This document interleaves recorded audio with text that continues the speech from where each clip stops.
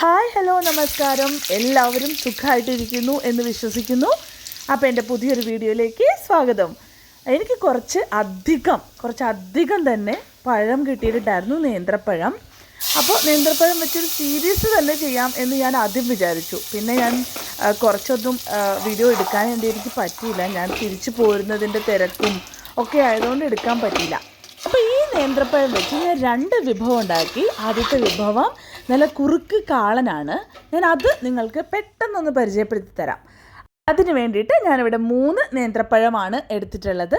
3 പഴത്തിൻ്റെയും skin കളഞ്ഞ് നമുക്ക് നുറുക്കിയെടുക്കാം. അപ്പം ഞാനിവിടെ നെടുകെ കീറി വട്ടത്തിൽ മുറിച്ചാണ് എടുത്തിട്ടുള്ളത്.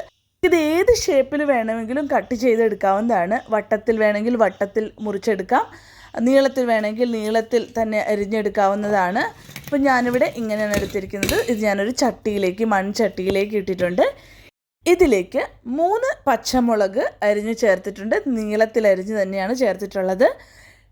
പിന്നെ വേണ്ടത് 1/2 സ്പൂൺ മഞ്ഞൾപ്പൊടി, 2 സ്പൂൺ മുളക് പൊടി, 1/2 സ്പൂൺ ഉപ്പും 1/2 കപ്പ് വെള്ളവും ചേർത്ത് നമുക്കിത് വേവിച്ചെടുക്കാം. നമ്മളുടെ കാളൻ നന്നായി കുറുകിയ കാളനായതുകൊണ്ട് ഇതിനകത്ത് അധികം വെള്ളം ചേർക്കരുത്. 1/2 കപ്പ് വെള്ളം മാത്രമേ ചേർക്കാവുള്ളൂ. ചോറിനൊപ്പവും ചപ്പാത്തിക്കൊപ്പവും ഒക്കെ ചെറിയ മധുരക്കറി ഇഷ്ടപ്പെടുന്നവരാണ് നിങ്ങളെങ്കിൽ definitely you are going to love this. മലയാളികളുടെ വീട്ടിൽ എപ്പോഴും ഉണ്ടാകുന്ന ഒരു സാധനം തന്നെയാണ് നേന്ത്രപ്പഴം, അല്ലേ? അപ്പം നിങ്ങൾക്ക് എപ്പോൾ വേണമെങ്കിലും ഇത് ട്രൈ ചെയ്യാം. ഉച്ചയ്ക്ക് പെട്ടെന്ന് കറിയൊന്നുമില്ല, അല്ലെങ്കിൽ ഒരാൾ വിരുന്ന് വന്നു, നമുക്ക് പെട്ടെന്ന് ഒരു വിഭവം കൂടി ആഡ് ചെയ്ത് ഉണ്ടാക്കണമെങ്കിൽ ഒരു ക്വിക്ക് റെസിപ്പി തന്നെയാണിത്. പഴത്തിന് അധികം വേവില്ലാത്തത് കൊണ്ട് തന്നെ ഒന്ന് തിളച്ച് കഴിഞ്ഞാൽ പഴം നന്നായി വെന്ത് കിട്ടും. അപ്പോൾ നമുക്ക് പഴം ഒന്ന് തിളയ്ക്കുന്ന സമയം കൊണ്ട് അരപ്പ് തയ്യാറാക്കിയെടുക്കാം. 1/2 മുറി തേങ്ങയിലേക്ക് 1/2 സ്പൂൺ ജീരകവും 4 വെളുത്തുള്ളിയുടെ ചുളയും ഇട്ട് 1/2 കപ്പ് വെള്ളം ഒഴിച്ച് നമുക്കിത് നല്ല നൈസായിട്ട് അരച്ചെടുക്കാം. നല്ല പേസ്റ്റ് കണക്കിൽ നമുക്കിത് അരച്ചെടുക്കാം. ഞാൻ പറഞ്ഞതുപോലെ 2-3 മിനിറ്റ് മതി പഴം വേവാനായിട്ട്. അപ്പോൾ നമ്മുടെ പഴം ഇവിടെ വെന്തിട്ടുണ്ട്. ഈ പഴത്തിലേക്ക് നമുക്ക് അരപ്പ് ചേർത്ത് കൊടുക്കാം. വെണ്ണ പോലെ അരച്ചെടുത്ത ഈ അരപ്പ് നമുക്കിതിനകത്തോട്ട് ചേർത്തിട്ട് ഇതേ മിക്സിയുടെ ജാറിലേക്ക് 1 കപ്പ് തൈര് നമുക്കൊന്ന് ബ്ലെൻഡ് ചെയ്തെടുക്കാം. അരപ്പ് ചേർത്തതിന് ശേഷം നന്നായി ഒന്ന് മിക്സ് ചെയ്യുക. ഇതിനി തിളയ്ക്കാൻ വിടേണ്ട ആവശ്യമില്ല, ജസ്റ്റ് ഒന്ന് ചൂടായാൽ മാത്രം മതി. തേങ്ങാക്കൂട്ട് ചേർത്ത് പഴം ഞാൻ നന്നായിട്ടൊന്ന് മിക്സ് ചെയ്യുന്നുണ്ട്. ഇതൊന്ന് ചൂടായാൽ നമുക്ക് നമ്മളുടെ തൈര് ഇതിനകത്തോട്ട് ഒഴിക്കാം. അപ്പോൾ അധികം വെള്ളമൊന്നുമില്ല, ഇപ്പം തന്നെ നമുക്ക് കാണാം.